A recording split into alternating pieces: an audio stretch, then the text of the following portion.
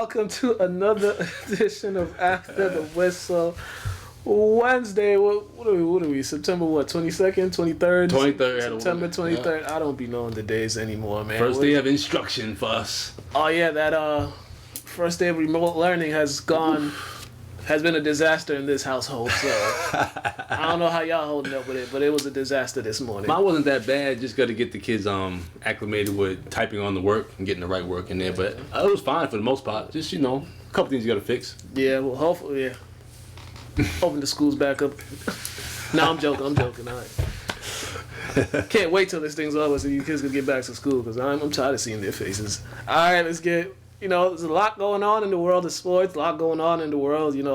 The officers who shot Breonna Taylor. They're not indicted. Well, they indicted one, but they only indicted him for reckless shooting, not for the murder. So he'll probably serve like 2 months in jail, and then the other two, nothing. So it's not a surprise to many of us, and this may have an effect on the NBA season. The Celtics and Heat take Game 4 tonight. Celtics won Saturday.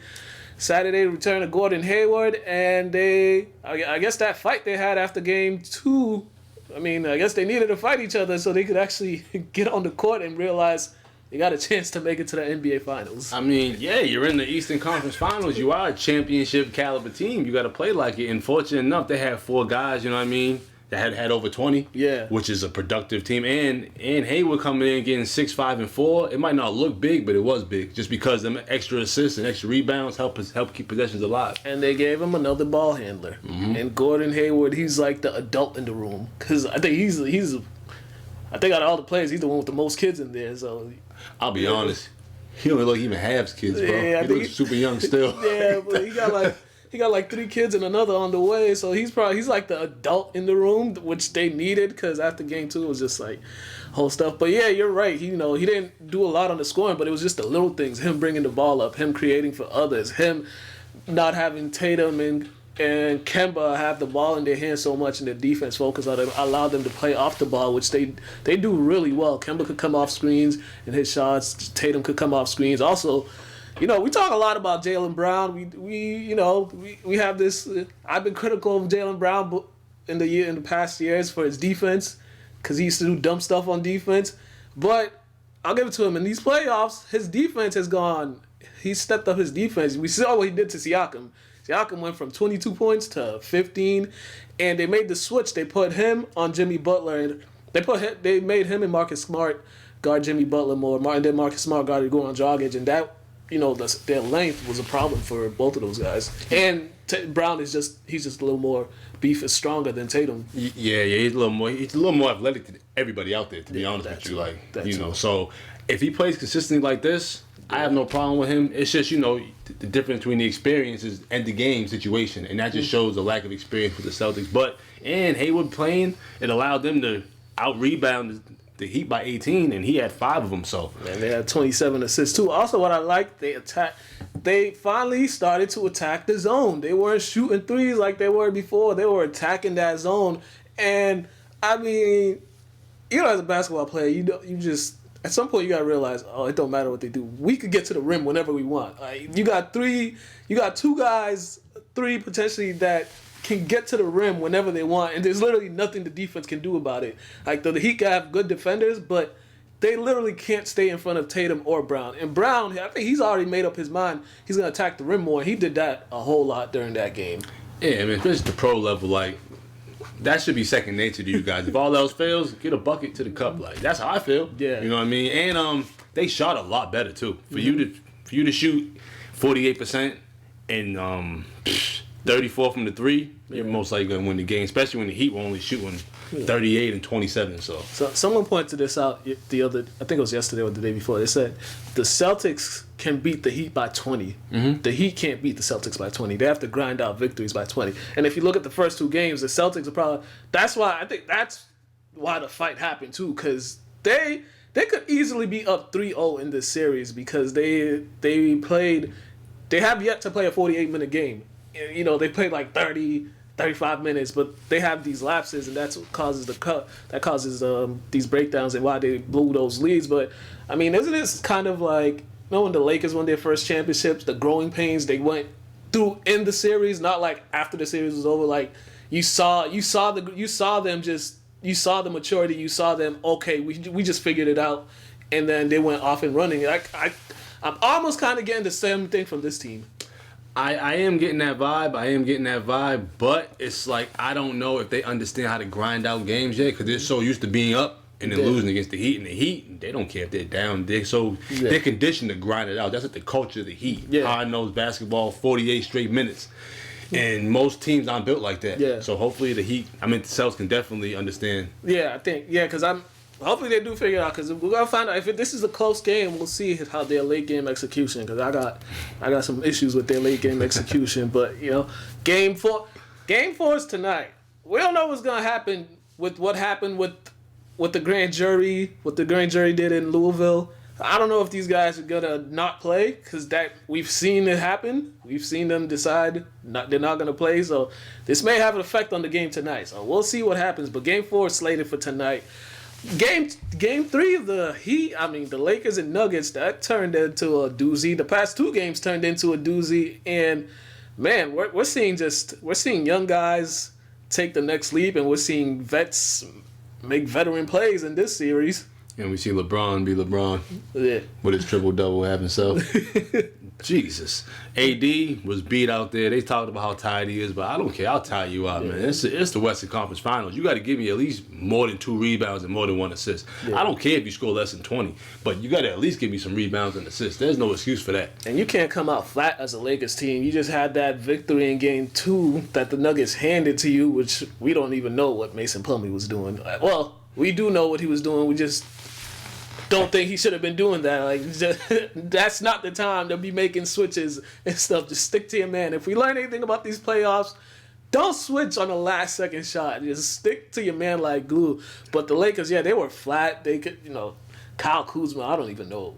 I think the Monstars sucked all the talent from him or something because it's been ugly out there for him. Kyle Kuzma, I feel like the more plays they get that can do more, it hurts him because when they didn't have as many plays, he was balling. Mm-hmm. So he's just one of those people. I think he might need to find another fit, but there's no reason why they should get out rebounded by 19. Yeah, that's inexcusable. And did you see this from Jeremy Grant? Did you see this from him? Because I know watching him at Syracuse. Syracuse, he was a high flyer, but I told you he was working on his 3-ball. Yeah, he's been knocking it down all playoffs. He showed the whole package. He got handles now, coming off the dribble. When I watched him at Syracuse, I'm like, this dude just is blocking everything and he's dunking everything. And now he's just, his game has expanded a whole lot. He's definitely the most athletic Grant. He's a freak athletically, but it comes with the maturation of the game and how long you've been in the league. And remember, you do what they pay you for.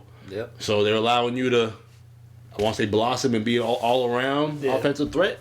Yeah, if they get that effort from him again, we could have a tie series in Game 4. But Jamal Murray, he came out, he had some big shots. Jokic, they both played. Morris off the bench had 14 too. He's a solid point guard. I like him. Backup. Iowa State, right? Yeah. Yep. Yeah, those guys, they had a team collection. I think they were so upset that they gave Game 2 away. They gave Game 2 away. They had that comeback, and then AD He just hit a tough shot. When he shot that, I was like, oh yeah, that's going in. It was just the form was there. It was just he had too clean of a look.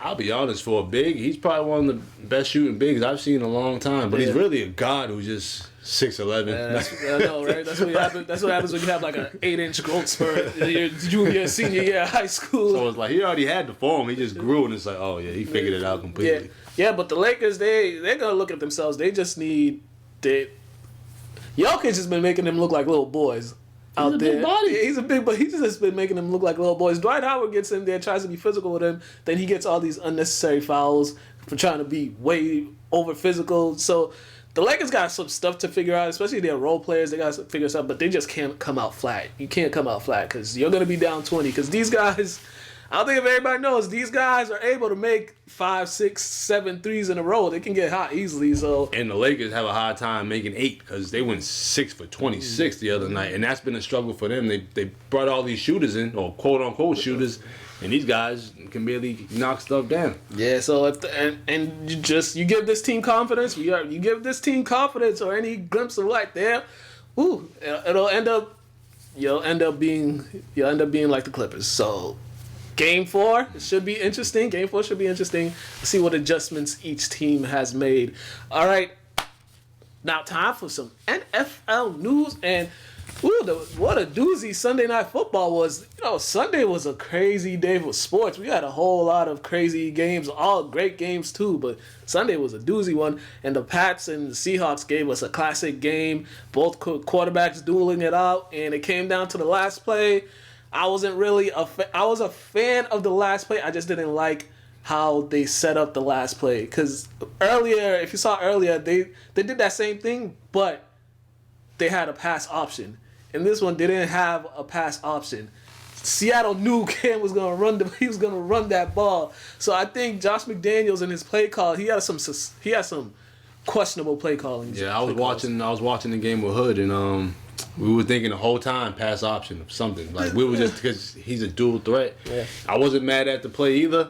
I was mad at the fact that he jumped in the air instead of just trying to run around, outrun the guy to the outside or bump him. You know what I mean? You're a big body, but I told Hood, like, yo, win or lose, I'm content with how he marched down the field. Because for him to have his second game and him to end, I want to say, what was it, a minute and 40-something seconds left to march down to the end zone, that shows that you were comfortable in the system and you just need a couple more games to get adjusted to everything. That showed that he can still throw that ball. He was 6 for 6 on third downs on that drive. I mean, he had 397 yards. That's his most since his first 2 games of his rookie season. And also, it showed you that, okay, you guys don't have to just keep running me. As the season goes on, we could expand this offense. And I think him and his receivers found something in this game. I mean, Edelman had his most receiving yards of his career in this game. But yeah, to that last play, I think he wanted to, the Patriot way, I think he just wanted to make sure, like, he did it how the coaches wanted him to do it, instead of just using his instincts, because a year or two ago, he's taking that to the outside, and that's it. But I think he just was thinking too much and didn't want to. I think he's probably thinking the system got 6 championships. Yeah. Let me just run what Belichick asked me to do. Yeah. He's victorious. You're gonna win some, you're gonna lose some. But for you to be a all-pro type quarterback, and your coach to, I want to say, and for you to show your coach that you're willing to do whatever he asks of you, then that shows them, I want to say, relationship is becoming better. And you can't run Cam that much all season long. 11 carries. He led the team in rushing. Yeah. You can't, because, like, they got to target him, and we've seen what happened to him with Carolina, so you don't want to have a relapse. Yeah, and the Patriots running backs were 14 carries for 20 yards. I mean, that's kind of ridiculous. Those guys need to step up their game, and I think there's a lot to learn from them. They could grow from this game, especially offensively. There was a lot of things offensively, especially in the passing game, that I liked.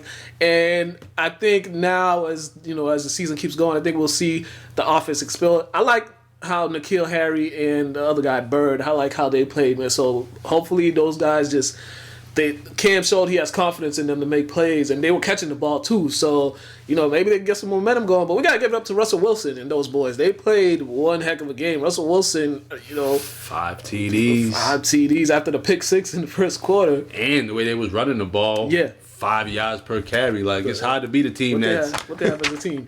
They had 154. 154 as a 30 team. attempts. Like, and that's good balance right there. You got Wilson 28 attempts and 30 attempts running. That's winning combination. Most definitely. Now to a team that doesn't know anything about winning or winning close games, the Atlanta Falcons, and how they blew this game against the Dallas Cowboys. I didn't even put notes on this game because I was just so disgusted. I was aggravated doing it because I'm like, bro, why are we even wasting our time with these people? The Falcons were up 20-0. They were up 29-10. They were up. They were up the whole game. They did not turn the ball over. The Cowboys had like 3 or 4 turnovers. They did fake punts that didn't work, and yet these guys don't know that you could touch the ball on an onside kick before it goes 10 yards if you're the receiving team, and they just watched it. Like, what? It's the world we live in, man. A lot of people don't know the rules. They don't fully understand what they're getting themselves into. Like, if you play a professional organization, you should know all the rules of the game. You don't got to be like Chris Paul, because he's ridiculous. But you have to know simple things like that that'll help you win the game. Yeah, like I was like, yo, jump on the ball. Why are you not jumping on the ball? And they let Dallas off the hook because these guys were Dallas. This is like Dallas from last year. This is the same thing they did last year. When they get down, they'll have all these passing yards and they make it look good, but it's like you have these yards because one, the defense is relaxing, and two, you guys are down like 3 or 4 touchdowns, so you have to pass. You know, granted they made the plays, but this was bigger than the Super Bowl 28-3 because yeah, you can't be outscored 30-10 in the second half. That's crazy. And that's Todd Gurley playing for the Falcons. Yeah. I kind of see why the Chargers let him go, right? The Rams. The Rams let him go because I used to speak highly of Todd with the same first name, but you got 21 carries for 61 yards, brother. Like that's a problem. I don't know if it's just if it's him or if it's blocking, but Matt Ryan had 273 for touchdowns. Yeah, something. What was going on? Yeah, they should have easily sealed this game with the running attack, but the Cowboys got let off the hook. Kudos to them because they needed that win because they're going to Seattle next, and you don't want to go 0-2, then potentially be going 0-3, going up to Seattle. So a win's a win. Get it how you live, but neither team should be feeling good because the Cowboys they made a lot of mistakes in this game. Bro, neither one can really convert third down. Yeah. Atlanta was 8 for 17 and Dallas was 7 for 13. Terrible. Terrible. So yeah, so the NFC East, that I think 7 wins is gonna win that division. I'm honestly telling you that because all the teams in that division are horrible. All right. The Bucks got their first win of the season. Looked good for the first half. Second half, not so good, but they made the key plays. The receivers and the quarterback are getting a little more connection now. And their running game stepped up this game. Leonard Fournette, he made the most of the carries he got. And this is what the Bucks are trying to be. This is what they're trying to be. We're gonna kill you with our passing, and then late in the games, we're going to feed the beasts and hopefully you can stop them. Yeah. I caught some of the game. I didn't do any notes on this. Yeah. I'm done picking upsets. I'm done. My week was awful. I was like, bro, I had the worst week of all time. I'm trying to be slick and thinking people know. I'm sticking to what I know, and what I know is winners. I don't know how to pick a loser for the life of me. Yeah. I suck at picking losers. I'm sorry. Enough of that. Yeah, but the Bucks, they gotta. They gotta adjust this little turnover thing that they got going. I don't know if it's a carryover from Jameis, but Brady already got 4 turnovers this season. I mean, the older he gets. Yeah, he's got 3 picks and 1 fumble. Are we about to see another 30 for 30? I mean, the older he gets, the less he looks like he values the ball. You know what I mean? Like It's crazy because last year he was safe. Now it's just like. That's what happens. Also, when you move to the Heat, and now the microscope's on you because you're supposed to be loose now. You're supposed to be killing every game. You gotta figure out them turnovers, but 12 carries for 103 yards for Fournette. I just think they found something in their offense in that game, and they didn't even have all their receivers. Godwin was out. I mean, Mike Evans, he had a bounce back game. So I mean, this is the Bucks offense that people are expecting to see. But Brady, he looked good, and then he looked his age. Like he had some great throws in this, and then he had some throws like, bruh. That's why he can't play in New England. I understand why he went to the Heat. He's retiring soon. Yeah, that's what they do. That cold, man. Yeah. That cold weather would do that to you. So the Bucks it's better for them to start off 1-1 instead of 0-2. Get the wins as you can get them. Another doozy we had was the Chiefs and the Chargers. The Chargers did. You see this news about what happened to Tyrod Taylor? The team doctors punctured his lung before the game. That's why Justin Herbert got to start. Yeah, this news just came out today. Yeah, that's a lawsuit. How do you puncture someone's lung? What were you doing? I have no idea. Yeah, I don't know, but I just saw it earlier today. I'm just like, that is a lawsuit in most cases. Like, in every case. Yeah, and now I don't think Tyrod Taylor's ever going to start again because Justin Herbert, he went out there, he got himself a game. He was balling out there. I mean, if he was Drew Brees, you get to start. Yeah, if he was 20 or 30-year-old Drew Brees, I don't know about Drew Brees now. I'm just saying, though, it's like they give some people leeway and other people other leeway. You know what I mean? It's bro. Yeah. And Tyrod's not bad. He's not, but the Chargers, they were They were up 17-9. The Chiefs only had 9 points through 3 quarters, and then boom, Tyreek Hill 54-yard touchdown, then a field goal, and this kicker he had 3 tries at a 58-yard field goal, and he nailed all 3 of them. So what quarter was that? This was in overtime. Overtime. Well, you know them. They it's kind of like they're like Golden State. They're like Golden State. They're on their run. There's one quarter or one moment where things just turn immediately. Like so. And it was wild because they were just getting pressure on Mahomes the entire game. The Chargers defense was just getting pressure, and then it was literally that one play he got out the pocket, the deep ball, and then it was fun while it lasted, but all she wrote. It was pretty much all she wrote, and then they called it a game. So I mean, there's a big one coming up Monday night, Chiefs and Ravens. Ravens with another victory on the road. I think they've got like 15 or I think they got like 16 or 17 straight regular season wins dating back to last season. Yeah. And their rushing attack is just picking off where they left off. I mean, you had 3 guys over 50 yards rushing. They 230 as a team. I think they had over 3,000 rushing yards as a team last year. And then you got this guy, J.K. Dobbins. He had 48 yards too. So ain't bad at all, man. These guys, and Lamar Jackson is playing. His game. He stepped up his game. Yeah, man. And like I said, rushing, they average 6.2 yards a carry rushing wise. Like you ain't beating them. And then what was Jackson at 204, 1 TD? Yeah. But let's talk about Watson though. Like you give this man all this money, you have to protect him. You have to protect him. You got rid of his best receiver. Yep. The running game is non-existent. Like he's running for his life the whole time, and I'm still trying to figure out how this coach still has a job. And it's like 3 yards a carry. You're not even giving your quarterback a chance to be productive at all. It's kind of ridiculous what they're doing to him. But I don't know, man. I don't know. I don't get it. I don't get it at all. Oh, once again, you know, those are the coaches that probably rub elbows during the summertime with the higher ups. That's the only way you could have a job and do this stuff on TV. Yeah, so the Texans, they need to get rid of the coach. And one last thing about the Ravens before we go to Craig.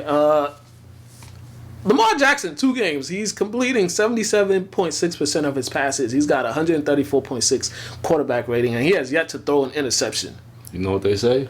Mama knows best. And folks wanted him to be a wide receiver. Mama knows best. The folks talking about he should be a wide receiver. If they don't get up out of here, crazy. All right, let's go to Craig. I think Craig has some thoughts on the game too, on the Pats Seahawks game. So we're gonna go to the Fantasy No Huddle with Craig. Then we're gonna come back.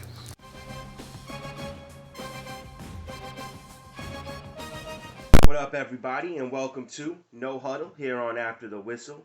It's your boy Craig here to give you my breakdown of something that went down this weekend, and that was Week 2 Cam Newton and the New England Patriots. And I don't know about you, but even in loss, I felt like Cam Newton was victorious. And here's where my mind's at with that is just look at the final score. Down by a touchdown, right to the goal line. And it wasn't Cam Newton that lost that game. It was the bad play calling of our, fearless offensive coordinator, Josh McDaniels. And though he called great plays, he set up Cam Newton for victories to come. But on the other hand, you got the ball on the 1-yard line. Everybody knows Cam's gonna run. My personal opinion is I would have did a wide spread. I would have dropped Cam back. I would have ran him to the right, and if the defense bid on him, boom, hit someone like Izzo, an unexpected receiver in the corner of the end zone. If the defense doesn't bite, boom, you charge forward for the touchdown, breaking everybody in on the goal line and trying to run it. It just didn't seem to make sense to me. Seahawks saw that all night. They were waiting for it. They were prepared, and they shut it down. But at the end of the day, I mean, Cam Newton, 3 touchdowns, passed for over 300 yards. I think something like 400-plus yards. 4 touchdowns. and was just looking amazing. The deep ball to Edelman with the fingertips, Edelman making an incredible catch. Patriots were just looking awesome. It looked like the Patriots, but with Cam Newton. Like Cam Newton just looked real crisp with the ball. He was just hitting his receivers. I think he made our receivers look better than what they actually were. What Tom Brady used to do for the Patriots, Cam Newton is now doing for the Patriots. I could not believe it. It looked incredible. I'm super excited to see what's going to happen with Cam this season, and I do expect an extension to come before the season ends. I think we're going to lock Cam down for 2-3 seasons. That way, if we draft a rookie quarterback in the first round this year, we'll have a couple years to get them acclimated to the system before they have to jump right in. But I think this is Cam's team, at least for the next 2-3 years. It's looking really exciting. But I also want to talk about Russell Wilson while we're at it, because I think, to me, this was the game of the week. I don't care what happened in any other game. To me, this was game of the week. We played Russell Wilson 4 times since entering the league, and the only time that we've been able to beat him was in that one Super Bowl that they should have won had they called the right play, and that would have been Marshawn Lynch 3 downs in a row into the end zone. But we intercepted the ball, and we win the Super Bowl. We played him so many times, and you would think that would give us an advantage over him. But no, Russell Wilson is the best quarterback in the NFL. He does it with almost no weapons. You know what I'm saying? Chris Carson is not a top 10 running back. Tyler Lockett and DK Metcalf at this point in time in their career are not top 10 wide receivers. Will Dissly is an undrafted free agent. Greg Olsen is past his time. The offensive line is mediocre at best. And their defense right now, is not the best defense in the NFL. But I will say Russell Wilson is playing like a beast. He's putting up an MVP season and is looking incredible. And another dangerous kid on that team is Josh Adams. Jamal Adams. He is like the Russell Wilson of the defense, man. That boy is everywhere, disrupting everything. Like, I'm so mad that we didn't find a way to acquire him from the Jets, because this boy is amazing. Every single time a play got shut down, Jamal Adams was involved. Every time a offensive play was successful, it was Russell Wilson making it happen. It was an incredible game to watch on both sides of the ball, and I can't wait to see what both these quarterbacks do with the remainder of their season, because, man, it was exciting football. That's all I have for you today. I really just wanted to brag about that game. Until next week, I'll see you on No Huddle on After the Whistle. Have a good night. All right, and we are back.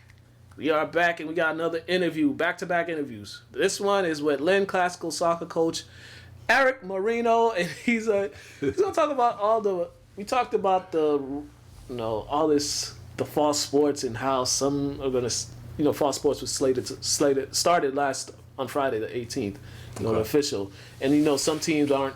Some teams opted to do the fall 2, which is like in February. So we talked about that, and then we talked about just all the things that happen. Fall 2? That's winter. Yeah. What? Yeah, we talked about a lot of stuff, and it was He's doing it in like the summer, spring. It's like winter time. Like what? Yeah, he talked about it. He told me some of the frustrations he has with this whole process, and yeah, we'll talk about that. So +1 with Lynn Classical soccer coach Eric Moreno.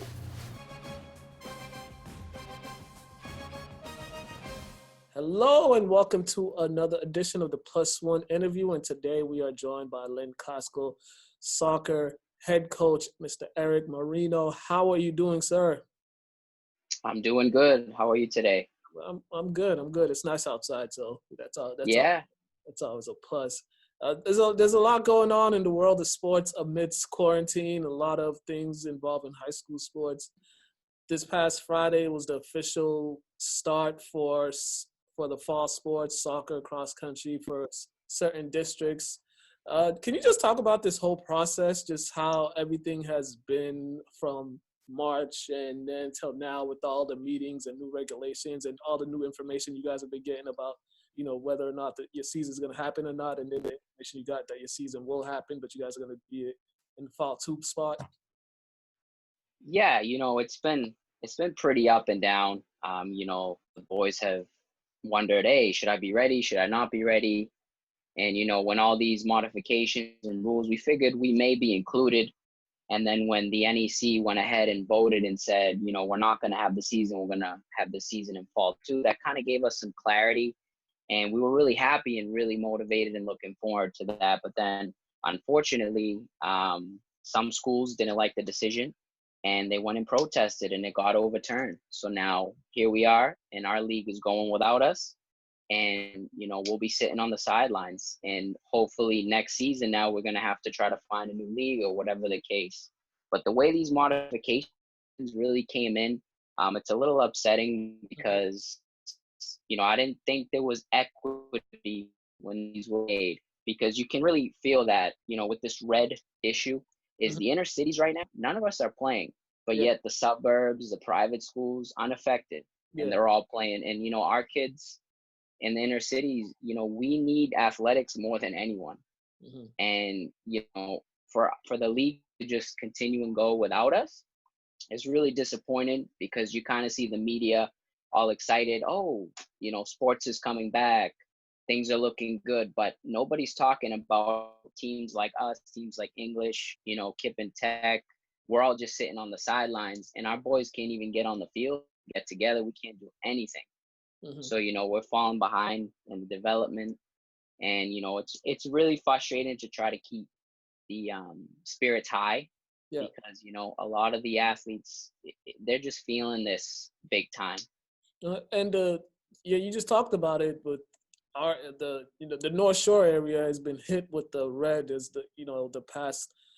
We had a moment where the cases were dropping, and then now cases were increasing again. And I know Lynn, Chelsea, I think Revere, like a lot of cities in this area are really affected by that. And the effect it has on the kids, especially for the seniors, this has a big effect on the seniors. For teams that are senior heavy teams, this has a big effect on them and moving forward with them, because some may have aspirations of playing in college, and now they don't have this season to just put together some more film and just showcase their talents to the schools if they haven't already made a commitment, or if they're like on the cusp of still getting recruited or not. So this has a big effect on those seniors. Yeah, it's a massive effect. And when they eventually do able to get back out there, like I said, they're going to be really behind. Even, they're going to some of them might have to make a decision because a lot of recruitment comes from certain clubs, and now our season is going to be interacting with that. So the North Shores and those kids will just easily roll into those club seasons, and everything's going to work pretty well for them. But for the kids around here, they're going to be greatly affected, and it's going to last. We'll see the effects probably last a couple years about recruitment. And there are seniors now in my program that we're looking forward to playing college soccer, and we're going to do the best to hopefully that happens. What has been your biggest frustration with this whole process? The biggest frustration for me was, I already mentioned it, was, is everybody, kind of staying together. I think that would be the best case scenario, and, having the teams, if you're in a league and not everybody can play, maybe you decide that, okay, we'll do the fall 2 together. And that's honestly the biggest frustration, is kind of seeing that how socioeconomic really impacts sports. It's already been a major impact, but to see it firsthand with this situation has just kind of been like, everybody's going like nothing's happening, and everybody's not really thinking about all the kids that aren't playing right now. Yeah, and there was also some modifications to rules in soccer, due to the pandemic and trying to keep everybody safe. Can you just give me your thoughts on the rules and adjustments they made? Because I know they had one is like no handball or no throw-ins or something like that. No, it's really difficult. At the end of the day, you want everyone to be healthy and safe and not bring this to any, family members. And we're in a pandemic, it's real. And you have to give credit because they've given everything to make sure modifications could be followed and the sport could be played. But at the same time, I'm concerned about the masks when you're playing high intensity varsity soccer. If you're sprinting up and down the field, it's really difficult with the mask.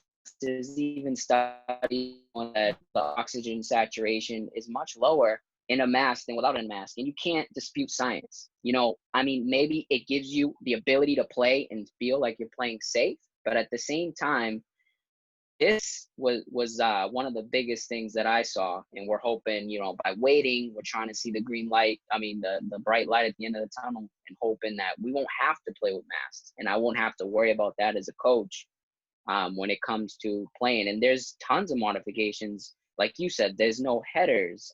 There's no corner kicks. There's no throw-ins. It's going to be really, no shoulder-to-shoulder contact. It's going to be really hard to police these games when it's instinct to play this way. Yeah. And, there'll be a lot of issues.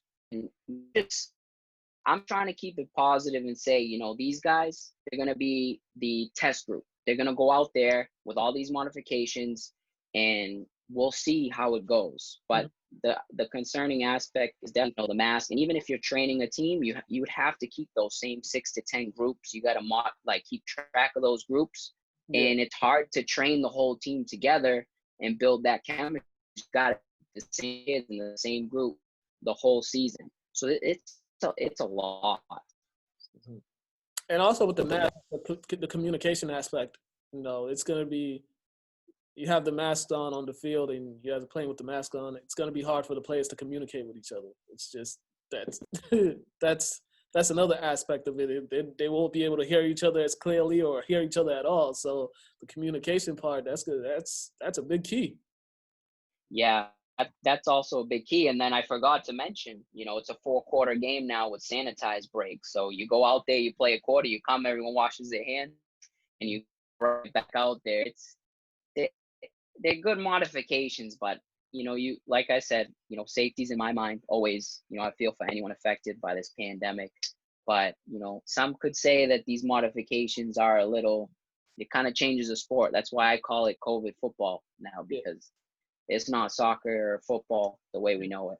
Yeah, in just my opinion, if they're going through all that to make all these modifications, they might as well not even have them play, because it's not the same game. That these kids, if they've been playing it all their lives, they just can't change how they play just like that. It takes some time because they practice for so long how to play, and then you got these modifications. It's just like their instincts is always going to kick in, and it's going to be hard for them to adjust. Yeah, like I said, I'm very interested in this test group, and just to see, I'm wishing them obviously all the best and great health, but I really am curious about the mask thing, because I played high school, I played, college, and I was out of breath without a mask. I can only imagine. I just can only imagine. Yeah, and Kate, just got a couple more minutes. Kate, when you talked to me earlier in the week, you talked about they had you guys set up for fall 2. That would have happened. Is there any benefit to playing in the fall 2? Because that's so close. There's other sports are going to be going on at that time, and it's the crossing of sports. I think that's difficult for me. I think that's just going to be difficult to have those guys go in the fall 2, starting in like January or February. And at that point, their minds is already focused they've already started training for college.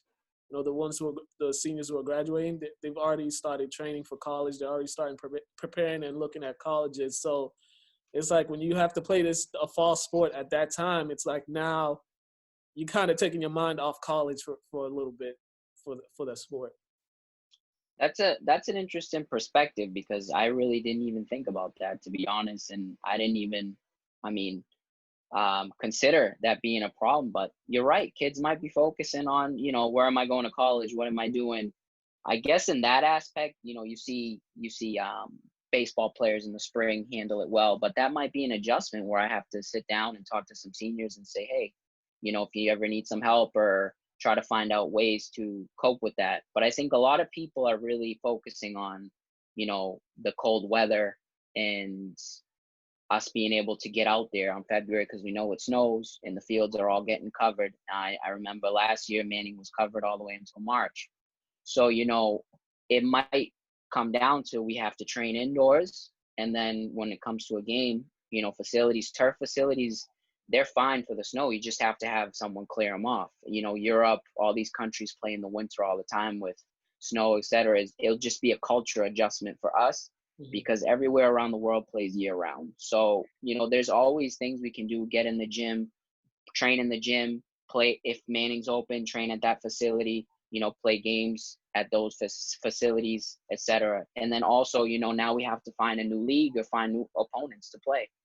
And, us in English, we're in the NEC.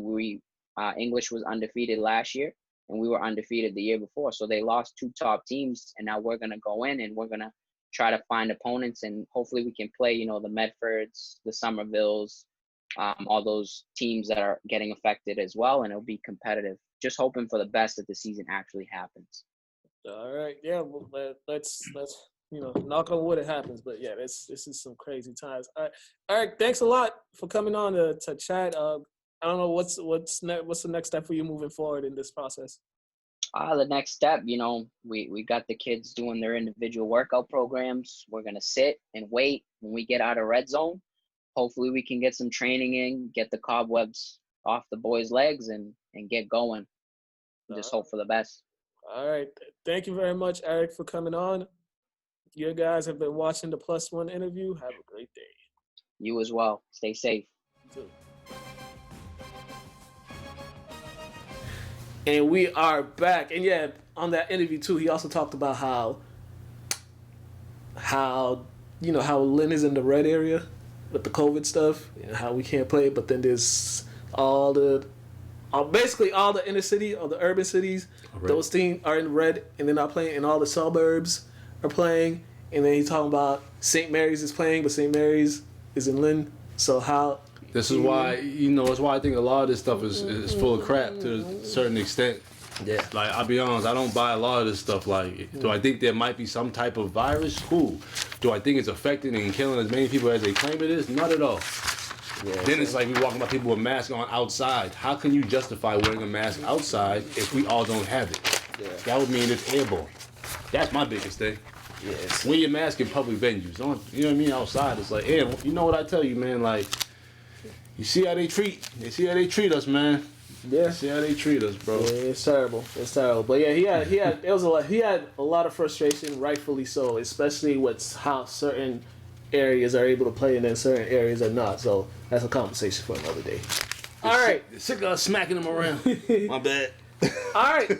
Some more NFL. The Green Bay Packers are rolling. When I mean rolling, they are rolling. And this time they are rolling on the ground, in the air, on defense.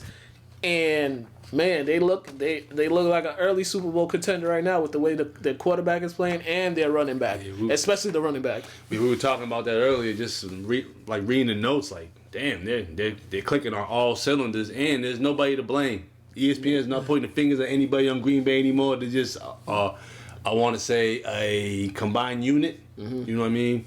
That's just working. Yeah, I mean, you look at Aaron Jones, 236 total yards. He got $168 on the ground and then 2 touchdowns. And then Aaron Rodgers, I don't think he's thrown an interception yet. And he had another great game, 240. So you got an experienced quarterback with a lot of talent around him offensively. And their defense isn't too bad, too. They could get at the quarterback. Not at all. And their division is really not that great. The NFC North is not that great. You got Detroit. They're Detroit. You got Minnesota. Their quarterback is trash. You got Chicago. Their quarterback is also trash. So it's like he's got a pretty easy route to get he got an easy road to get 6 wins just in his division, and potentially, this year there's only one bye in the playoffs.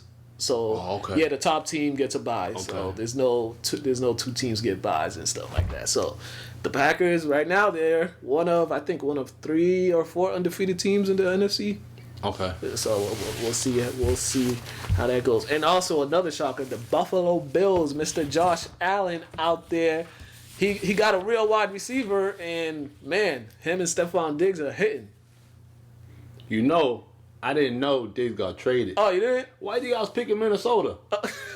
I'm never picking them again this season. They going down every game now. Cousins don't even got his best receiver. They got Thielen. Thielen cool, but you need the 1-2 punch. Yeah. And that's why I was picking Minnesota. Diggs left because of the quarterback. Yeah, I don't blame him. I'm leaving too. I ain't picking Minnesota no more this season. Yeah, so Diggs and John Brown, they're out there. Those guys out there making plays, and we know with Josh Allen, he could throw that ball deep, and he got 2 guys that can run fast. So this is probably one of the best starts in Bills history since their Super Bowl. That year they went 4 straight Super Bowls. So they have a chance this time. But, it's just I still can't get over the fact this guy Josh Allen threw a jump ball to a fullback. How about the fact that man's his passing per play was a first down, 11.5 yards per pass. Yeah, they were just.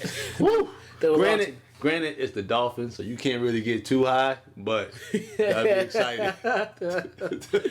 For real, you definitely cannot. I had to remind myself that for a second. Yeah, you definitely cannot. But hey, you beat the first 2 games been against the Dolphins and the Jets. Hey, oh yeah. You got to beat the bad teams. You do. Beat the bad teams, and then when you play the good teams, you just make sure you have your A game. So the Bills, this might be the first year a team not named New England might win the AFC East, but nah, I'm not buying it. Yeah, me either.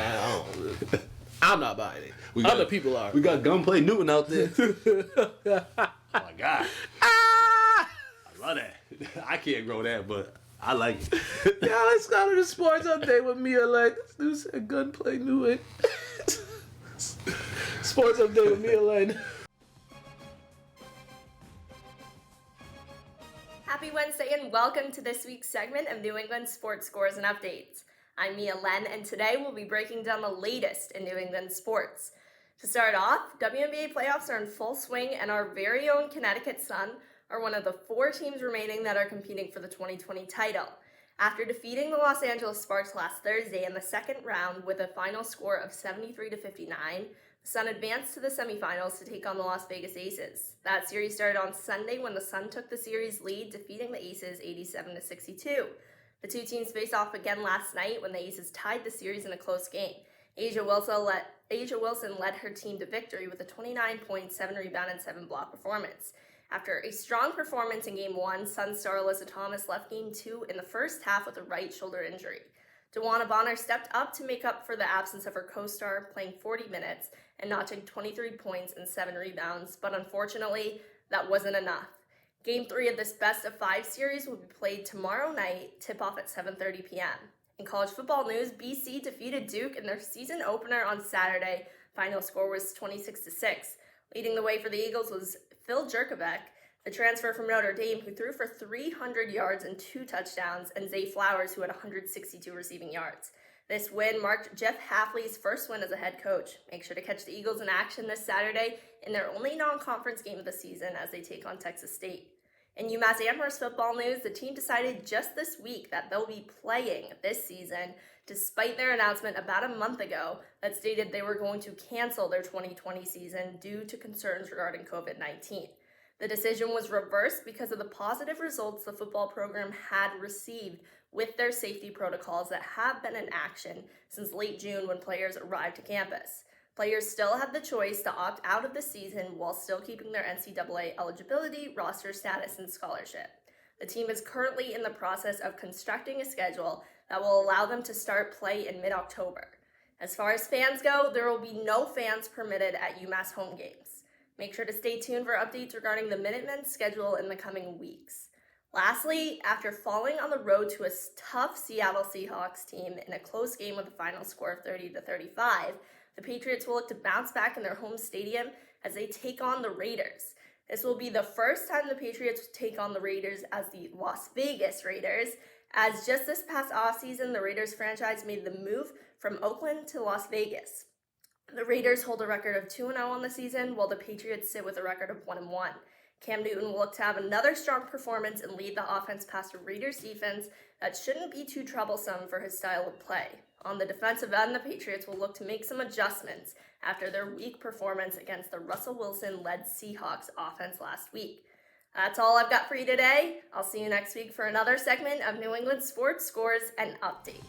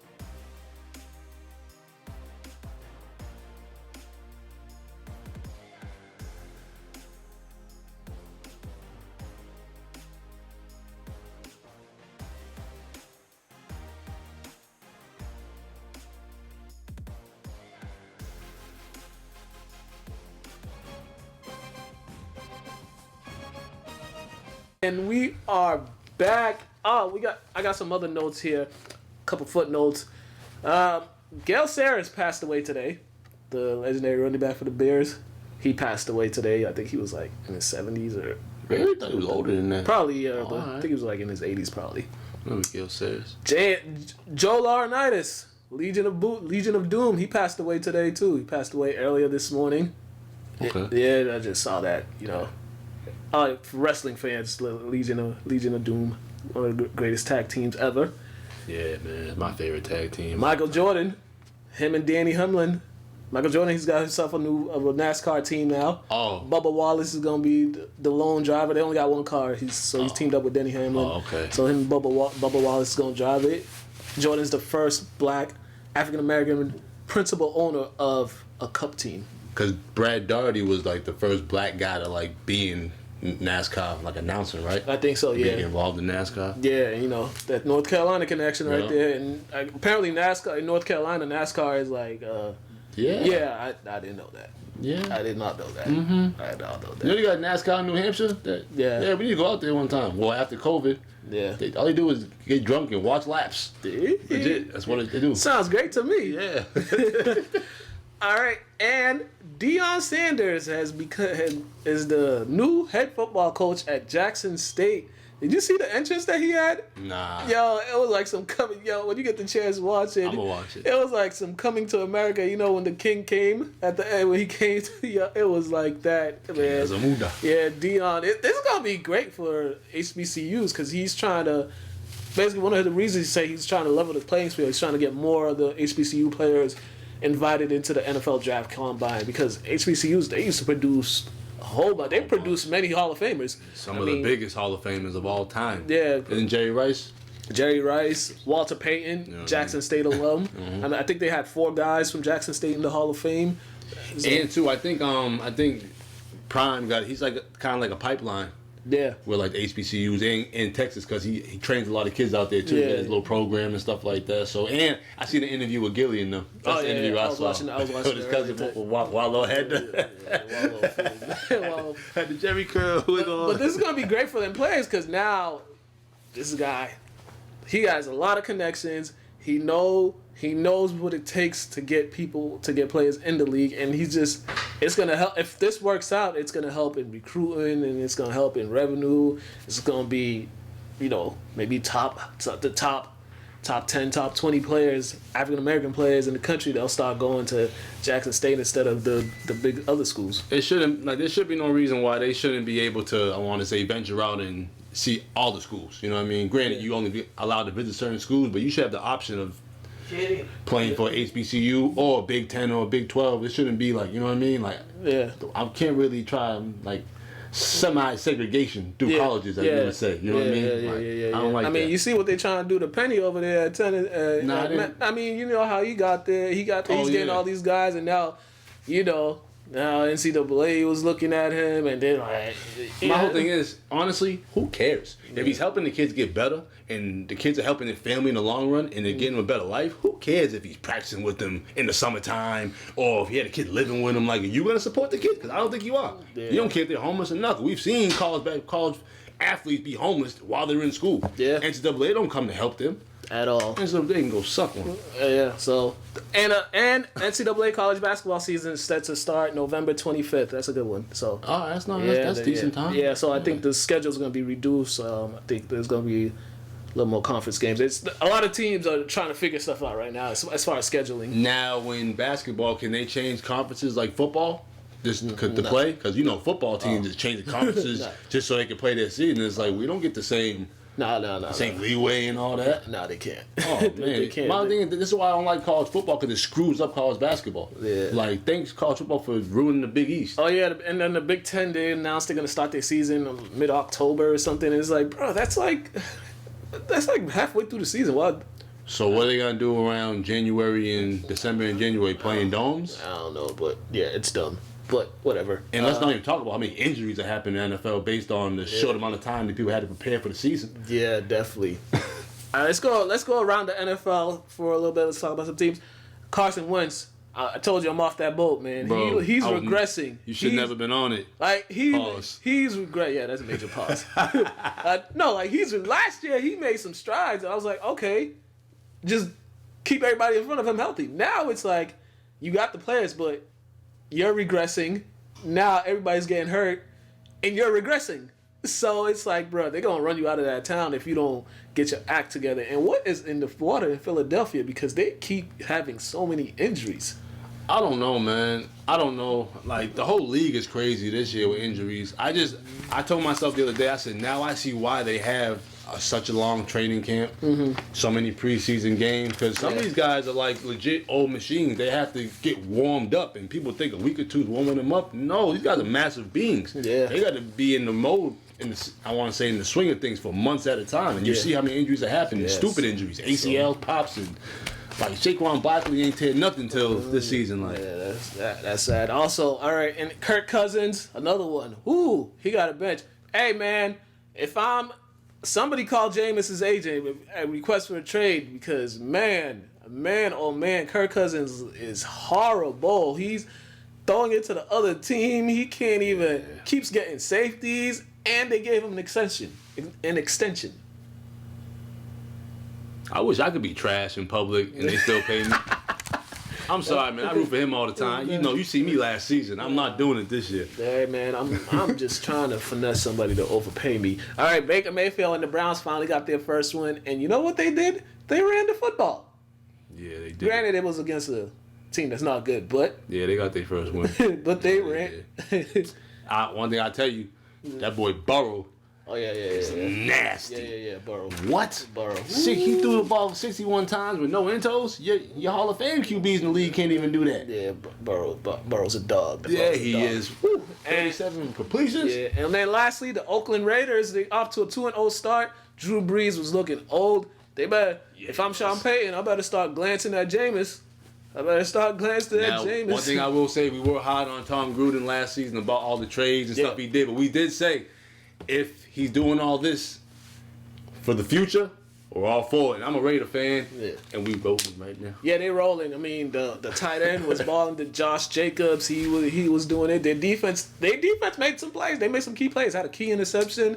They scored 4 times in a row. Great way to open up a new stadium. Honestly, with no one there. No one there, too. That's the only sad part. There was no one there. And we're not calling them the Las Vegas Raiders. Todd has made it official. They will be The Raiders from Las Vegas. Exactly, because, they're still Oakland. In everybody's mind, they're still... And they're always going to be the Raiders. So it might as well be the Raiders from Las Vegas, not the Las Vegas Raiders. That's the Raiders of Las Vegas. Oh, the Raiders of Las Vegas. I like that. Yeah, there we go. I'm about to Google what this is. My email. Oh, and lastly, did you see this guy? This guy from UFC, Covington, this clown. Yeah. He beat Tyron Woodley. Then he went on his full MAGA rant, talking about LeBron James and talking about fake woke athletes. He just went on a racist rant. And I think he's such a clown. Like, he was never like this before, but now he's only doing this so he can get those MAGA fans, because real UFC fans, they weren't really messing with him like that, because he doesn't have the personality or whatever. But he decides to go full MAGA. He's calling the president during his press conference, and I'm just like, calling Black Lives Matter a terrorist organization. When people say that, I'm just like, okay, if they're a terrorist organization, name one terroristic act that they've done. I don't. One thing, I'm not going to get too deep into the Black Lives Matter, but that's definitely no terrorist organization, but they do have a certain agenda, I've noticed, because somebody said something about the males not even being addressed, the black fathers and stuff. The people really losing their lives in this situation. They don't even address men at all on that site. So they have a certain agenda. I'm not going to touch on that. But for that, him beating Tyron Woodley, like, I don't think Tyron Woodley even wants to fight anymore. Because the last fights I saw, he didn't even care. Yeah. And then he got in an argument with the man that broke his jaw. Hold on. You mean he was arguing with the man that broke his jaw? Yeah. You shouldn't have to say that, man. Yeah. So he shut you up once. And UFC's letting him get away with this because Dana White is also a MAGA guy. We've seen him at numerous rallies for the guy at the White House. So I mean, this Covington guy, he's just a clown. I saw that and I'm like, what a lame. I'll be honest, when I see Dana White, he reminds me of Leonardo DiCaprio in the Django. He don't care about none of his fighters, bro. And this guy Covington doing that is gonna alienate a lot of fighters, and there might be some stuff happening because a lot of the UFC fighters, they're not American born. They're a lot of them are from foreign countries, and you start doing that, you're gonna have some people after. Hey, once again, and the people, they don't use their fists either. Hey, once again, they're allowed to act like them. We can't act like us. So let him do what he want on TV. He gonna get it. Like, let him do what he want. Nobody else is saying nothing to him, so we ain't gonna say nothing to him either. Yeah, because there's some people that don't use their hands to fight. They might, All right, let's get into these game picks before we get up out of here. So last week, no more upsets. You went 9-7. I went 11. What? I went 9-7. Yeah, you went. I thought I went like 2 and like whatever. I went 11-5. So on the season, you're 20-12 with the picks. I'm 21-11. So okay, I ain't bad. I thought I was worse than that. All right. So what are we at now? We are week number 3, Thursday Night Football, Miami at Jacksonville. You know what? I'm picking Jacksonville, Jack. I'm gonna go with the Dolphins for this one. Who? I'm gonna go with the Dolphins. This is the type of game that Fitzmagic does some. Yeah. Crazy. Oh yeah, I forgot about Connor. Chicago at Atlanta. All right. Chicago. Yeah, I'm going Chicago. Los Angeles at Buffalo. I'm gonna go with the Rams. You gonna go with the Rams? Yeah, I'm going with the Rams. I'm gonna go with the Rams too. I don't believe in the Bills yet. The team from Washington at Cleveland. I'm gonna go with Cleveland, man. They got 2 in a row in them. Yeah, the team from Washington is not good. I'm gonna go with Cleveland. They're not good at all. Tennessee at Minnesota. Ooh, Tennessee. Yeah, I ain't never picking Minnesota again. Raiders at New England. Oh, I gotta go with the Pats, man.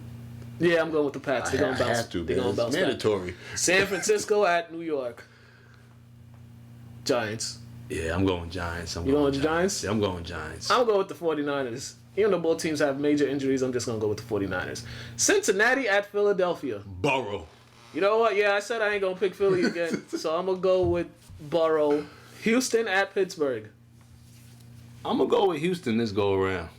I'm going to go with Pittsburgh. I think they're at home, and Houston just can't protect the quarterback. Jets at Colts. The Colts, man. The Jets are trash, bro. Yeah, I'm going with the Colts. Panthers at Chargers. I'm going to go with the Chargers. I'm going to go with the Chargers as well. Tampa at Denver. Brady never plays well in Denver. I'm going Denver anyways. Oh, you going with Denver? He got 4 weeks for to lose, and then I'll start picking I'll go Tampa. Detroit at Arizona. Arizona. Same. Arizona. Dallas at Seattle. Seattle. Yeah, Seattle. Green Bay at New Orleans. Ooh, Green Bay. We going Green Bay? Yeah, I'm going Green Bay, man. I'm going to go with the Saints because they're at home. All right. Kansas City at Baltimore. Game of the week. Yeah. I got Baltimore. You got Baltimore. I will go with Kansas City. And those are our picks.